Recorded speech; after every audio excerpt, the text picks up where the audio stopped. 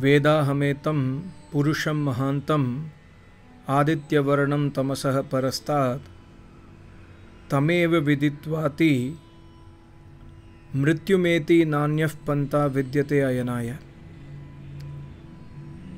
இந்த மந்திரம் வந்து புருஷ சுக்தத்தில் வரக்கூடிய மந்திரம். இந்த மந்திரத்தை வந்து நிறையா தடவை நான் எக்ஸ்பிளைன் பண்ணியிருக்கேன். ரொம்ப ரொம்ப அருமையான மந்திரம். இந்த மாதிரி மந்திரங்களை வந்து நம்ம தினசரி ஸ்வாத்தியாயம் பண்ணணும், நினைவு வச்சுக்கணும். இதில் ஒரு வார்த்தை வருது பாருங்கள், அயனாய.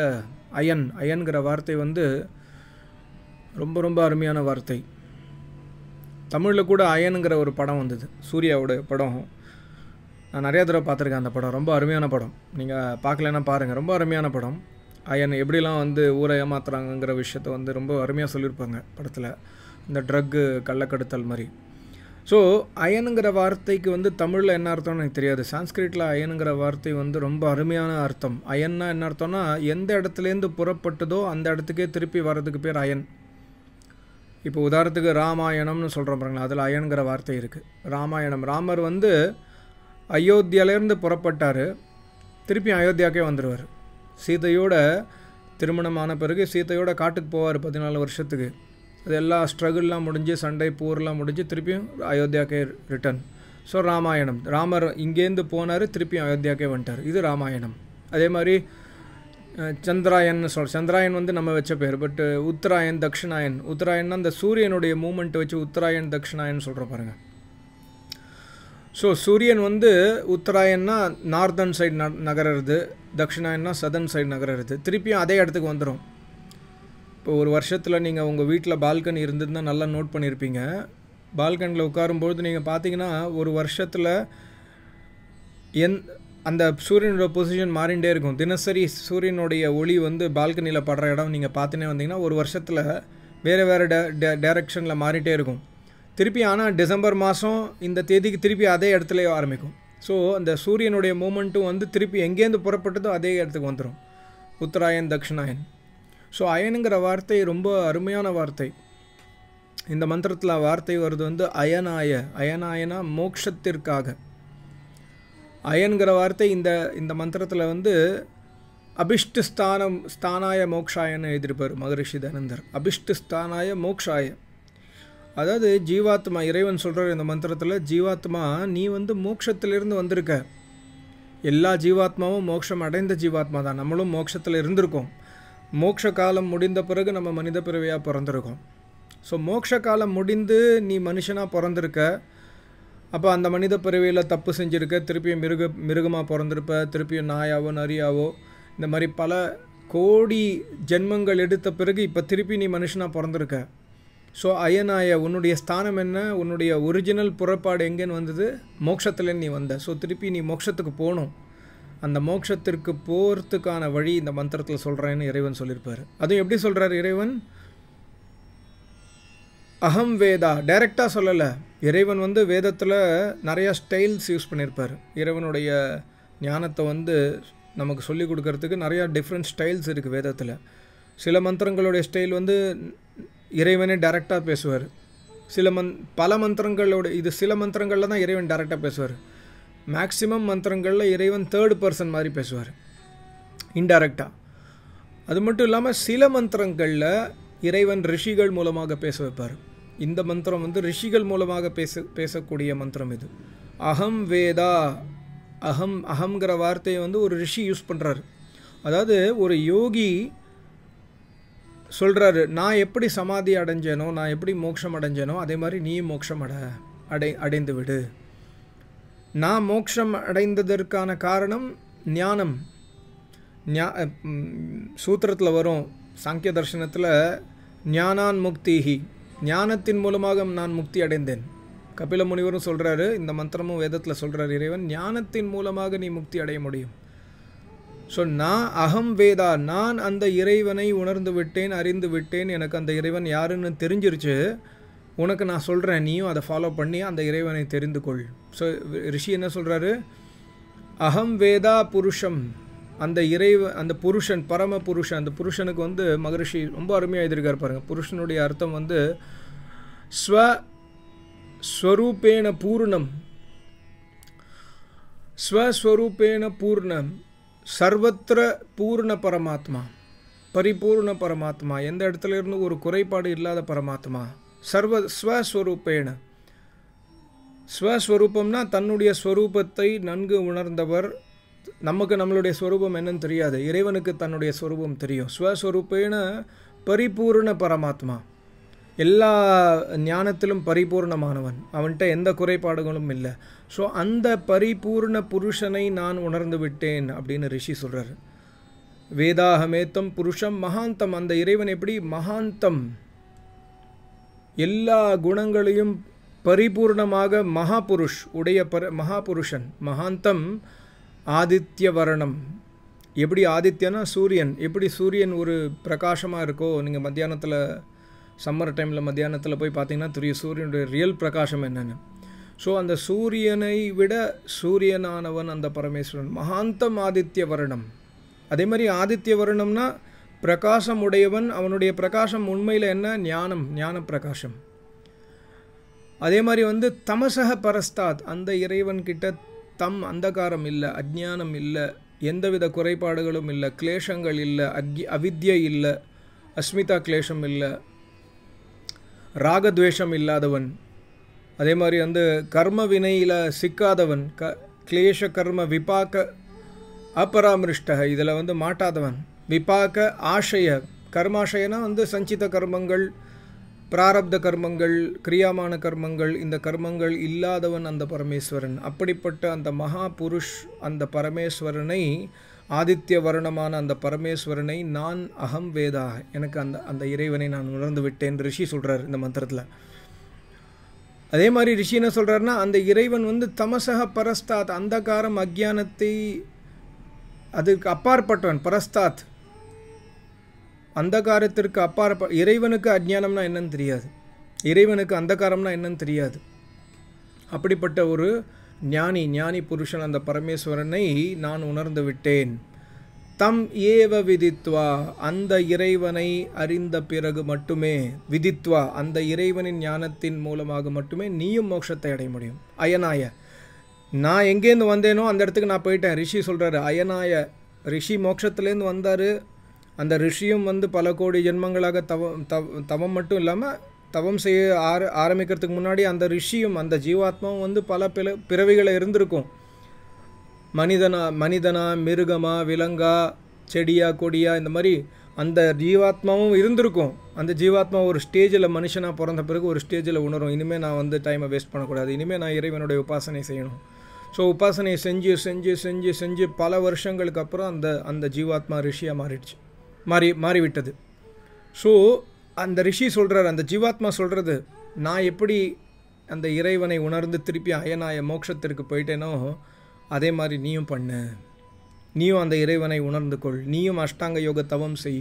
நான் எப்படி தவம் செஞ்சேனோ நீயும் தவம் செய், நான் எப்படி இறைவனை உபாசனை செஞ்சேனோ நீயும் உபாசனை செய். ஏன்னா அந்த இறைவனை உணராமல் விதித்வா மிருத்யும் அதி ஏதி, மிருத்யுவை மரணத்தை தாண்ட முடியாது. நான் அந்நிய பந்தாக, வேறு வழியே கிடையாது. நான் என்ன வழி ஃபாலோ பண்ணேனோ அந்த வழியை நீ ஃபாலோ பண்ண, வேறு வழி இல்லை. நானும் வேறு வழியெலாம் தேடிட்டு மற்ற ஜென்மங்களில் அலைஞ்சு நான் திருப்பியும் ஜீவாத்மாவாக மனித உடலில் வந்த பிறகு நான் தவத்த ஆரம்பித்தேன். எனக்கு வேறு வழி தெரியல, நான் இந்த வழிக்கு வந்துட்டேன். அதே மாதிரி நீயும் வேறு வழிக்கு போயிடாத. நான் இவ்வளோ காலங்கள் வேஸ்ட் பண்ணி நான் தவம் செஞ்சு இப்போ நான் மோட்சம் அடைந்து விட்டேன். நீயும் அந்த மாதிரி நிறைய வேஸ்ட் பண்ணியிருக்க, இனிமேல் வேஸ்ட் பண்ணாத. நான் என்ன வழியை ஃபாலோ பண்ணேனோ அதே வழியை நீயும் ஃபாலோ பண்ணு. அப்படி ஃபாலோ பண்ணேன்னா அயனாய, நீ திருப்பி எங்கேருந்து வந்தியோ அந்த இடத்துக்கு போயிடலாம். நீ ஜீவாத்மா மோட்சத்துலேருந்து தான் வந்திருக்க. எல்லா ஜீவாத்மாவும் மோட்சம் அடைஞ்சிருக்கும் கண்டிப்பாக, ஒரு தடவையாது, பல தடவை அடைஞ்சிருக்கும். அந்த பல தடவை அடைந்த அந்த மோட்ச ஸ்தானத்திற்கு திருப்பி போயிடு. அங்கேருந்து வந்த மோட்சத்துலேருந்து வந்த திருப்பி மோட்சத்துக்கு போயிடு. இல்லைன்னா மிருத்யுவில் மாட்டிப்பேன். இல்லைன்னா என்ன ஆகுனா, அந்த மிருத்யு ரூபி சக்கரம், மிருத்யுவோடைய சக்கரம் போயிட்டே இருக்கும். ஜன்ம மிருத்யு ஜரா வியாதி துக்கு தோஷானு தர்ஷனம், திருப்பியும் மரணம், திருப்பி ஜனனம். இந்த நேற்றுக்கு ஒரு இங்கிலீஷில் வீடியோ போட்டேன் பாருங்கள். அந்த ரிஷி சொல்கிற கௌதம மகரிஷி, துக்கத்தை நீ அறுக்க வேண்டும் என்றால், துக்கத்தை நீ நாசம் செய்யணும்னா ஒரே ஒரு உபாயம்தான். ஜென்மம் பிறக்காத, பிறந்துட்டேன்னா துக்கம் வரும். பிறக்காமல் இருந்துட்டேன்னா துக்கம் வரவே வராது. ஸோ பிறக்காமல் இருக்கணும்னா என்ன பண்ணணும்? இதே வழி தான். ஞானத்தை, அவித்யாவை வந்து டோட்டலாக டெஸ்ட்ராய் பண்ணணும். அவித்யாவை டோட்டலாக டெஸ்ட்ராய் பண்ணோன்னா அஷ்டாங்க யோக தவம் செய்ய வேண்டும், இறைவனை உபாசிக்க வேண்டும், காலை மாலை ஜபம் செய்ய வேண்டும், இறைவனுடைய நாமத்தை ஜபிக்க வேண்டும், கோவிலுக்கு போக வேண்டாம். கோவிலுக்கு போய் 1008 தடவை சுற்றி அங்க பிரதட்சணை பண்ணி ஸ்ரீராம ஜபம் எழுதி இதெல்லாம் தேவையே இல்லை. இந்த வழி வந்து அந்தகார வழி. நம்ம ஞான வழியில் போகணும். ஞான வழி என்ன வழி? வேத வழி மட்டுமே. வேதத்தை கேட்டு இறைவனை உபாசித்து, எந்த இறைவனை ரிஷிகள், இந்த மந்திரத்தில் இந்த ரிஷி சொல்கிறார் பாருங்களேன், இந்த ரிஷியில் எல்லா ரிஷிகளும் இந்த இறைவனை உபாசித்தார். எந்த இறைவனை உபாசித்து ரிஷி முனிகள் ஞானம் மோட்சம் அடைந்தாரோ அந்த இறைவனை நாம் உபாசிக்க வேண்டும். ஸோ அதான் வந்து மகரிஷி சொல்கிறாரு, எதி சப்போஸ் நீ வந்து மனுஷனாக இருக்க, சப்போஸ் உனக்கு இந்த லோகத்திலும் சரி அடுத்த வரக்கூடிய லோகத்திலும் சரி உனக்கு சுகம் வேண்டும் என்றால், துக்கம் இல்லாத சுகம் வேண்டும் என்றால், அது மட்டும் இல்லாமல் இந்த சுகத்தை தாண்டிய மோட்சம் வேண்டும் என்றால், சப்போஸ் உனக்கு வேணும்னா இந்த ஒரு வழி மட்டும்தான் இருக்குது. மகரிஷி எழுதியிருக்கார். எந்த ஒரு வழி? அந்த இறைவனை உணரும் வழி. அந்த இறைவன் யார்? அந்த இறைவன் ஆதித்யவர்ணம், தமசா பரஸ்தாத். அந்த இறைவனை உணராமல், அந்த இறைவனை நாம் அறியாமல் மிருத்யு ரூபி கிளேஷம், இந்த மிருத்யுலேருந்து வெளில போக முடியாது. அந்த இறைவனை உணர்வதற்கு வேத வழி மட்டுமே. வேதத்தை ஸ்ரவணம், மனனம், நிதித்தியாசனம். ஸ்ரவணம்னா கேட்கறது. முதல்ல வேதத்தை கேட்கணும், வேதத்தில் என்ன ஞானம் இருக்குன்னு கேட்கணும். அப்புறம் மனனம், கேட்டு சும்மா ஃபாலோ பண்ணக்கூடாது. கேட்டு ஃபாலோ பண்ணிங்கன்னா அந்த ஃபாலோ பண்ணுறது ஒரு நாள் விட்டுருவீங்க. ஒரு விஷயத்தை இப்போ நான் சொல்கிறதுனால நீங்கள் ஹோமம் ஆரம்பிக்கிறீங்கன்னா 100% ஹோமத்தை விட்டுருவீங்க. 1 year பண்ணுவீங்க, 2 years பண்ணுவீங்க, விட்டுருவீங்க. நான் சொல்கிறதுனால இல்லை குருநாதர் சொல்கிறார் ஹோமம் பண்ணு, நீ ஹோமம் பண்ணுன்னா விட்டுருவீங்க. ஸ்ரவணன் எப்போவுமே கேட்டதுக்கப்புறம் அந்த மனஞ்சிந்தனம் பண்ணணும். மற்ற ரிஷிகள் என்ன பண்ணாங்க, வேதத்தில் உபனிஷத் என்ன சொல்கிறது, சாஸ்திரங்கள் என்ன சொல்கிறது, மனுஸ்மிருதி என்ன சொல்கிறது, ராமாயணத்தில் ராமர் என்ன பண்ணார், மகாபாரத்தில் கிருஷ்ணர் என்ன பண்ணுறாரு, எல்லாத்தையும் ஆராயுங்க. மனஞ்சிந்தன் பொறுமையாக ஆராய்ந்து இதுதான் கரெக்டு அப்படிங்கிற டிசிஷன் வரணும். ஸோ ஸ்ரவணம் கேட்கறது ஒன்று, கேட்ட பிறகு அதை நன்கு ஆராய வேண்டும், யோசிக்க வேண்டும். ஏன் இறைவன் இந்த மாதிரி சொல்லியிருக்காருன்னு யோசனை பண்ணி, அந்த யோசனை பண்ணுறதுக்கும் உங்களுக்கு கைடன்ஸ் தேவைப்படும். திருப்பி குருநாதர்கிட்ட கொஸ்டின்ஸ், டவுட்ஸ் கேளுங்க.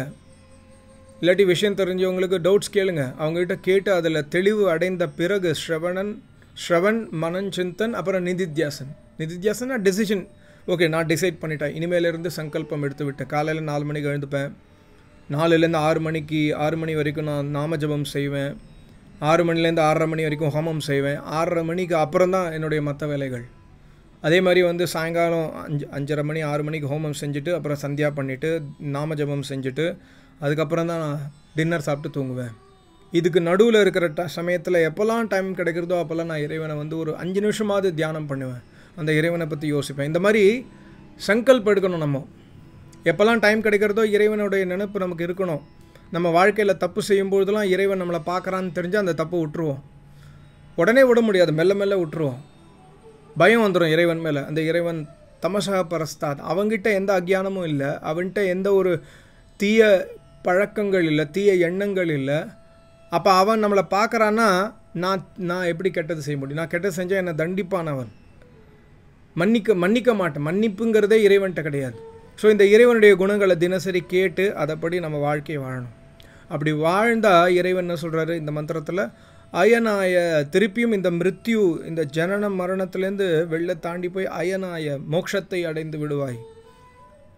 அந்நிய பந்தாக, வேறு வழி கிடையாது. எவ்வளவுதான் நீங்கள் போய் அங்க பிரதட்சணம், அடி பிரதட்சணம், ஸ்ரீராம ஜபம் எழுதினாலும், அல்லா ஜீசஸ்னு கூவினாலும், 5 தடவை தொழுகை பண்ணாலும், இல்லாட்டி கோட்டு போட்டுன்னு வருஷம் பூரா போய் நீங்கள் ஜீசஸ் பிரச்சாரம் பண்ணாலோ, என்ன பண்ணாலும் அந்தகார யோனியிலிருந்து நம்ம தப்பிக்க முடியாது. நம்மளுடைய அக்ஞானத்தை வந்து விளக்கவே முடியாது. அக்ஞானத்தை விளக்கினா மட்டுமே மோட்சம். அந்த அக்ஞானத்தை விளக்குவதற்கு ஒரே ஒரு வழி, இந்த வழி, வேத வழி மட்டுமே. வேறு வழியே கிடையாது. நானிய பந்தா வித்யத்தை அயனாய, வேறு வழி கிடையாது. ஞானானுமுக்தி, மோட்சம் அடைவதற்கு ஞானமே வித்து. ஞானம் இல்லாமல் கர்மம் செய்ய முடியாது. ஞானம் இல்லாமல் கர்மம் செஞ்சால் என்ன ஆகும்னா, நம்ம செய்கின்ற கர்மங்கள் எல்லாமே வேதத்திற்கு எதிராக இருக்கும். இப்போ ஞானம் இல்லாமல் தானே நம்ம கோவிலுக்கு போயிட்டுருக்கோம். ஒருத்தருக்கு ஞானம் இல்லை, கும்பமேளாவில் போய் கோவிந்த அடிக்கிறது, போய் குளிக்கிறது, அது பண்ணுறது, கங்கையில் குளித்தா பாவம் போயிடும்னு சொல்கிறது. ஞானமே கிடையாது, அப்புறம் எதுக்கு கர்மம் செய்கிறோம்? ஞானமற்ற கர்மம் எல்லாமே. ஸோ ஞானமற்ற கர்மத்தை செஞ்சால் அந்த கர்மம் 100% வேதத்திற்கு எதிராக இருக்கும். ஸோ ஃபஸ்ட்டு ஞானம், இறைவனுடைய ஞானம், வேதத்தை கேட்கணும். அதுக்கப்புறம் அதுக்கு ஏற்ற மாதிரி நம்ம கர்மம் செய்யணும். அதுக்கப்புறம் அந்த கர்மத்திற்கு ஏற்றவாறு நமக்கு இறைவன் பலன் அளிப்பார். அந்த பலன் எப்படி இருக்குன்னா அயனாய மோட்சமாக இருக்கும். அந்த பலன் எப்படி இருக்குன்னா மிருத்யுமதி ஏதி, மிருத்யுவை தாண்டுவதற்கான பலனாக இருக்கும் அது. ஸோ இது ரொம்ப ஆழ்ந்து யோசிக்க வேண்டிய அந்த மந்திரம். இது ரொம்ப ரொம்ப அருமையான மந்திரம். ரொம்ப நன்றி, நமஸ்காரம். ஓம்.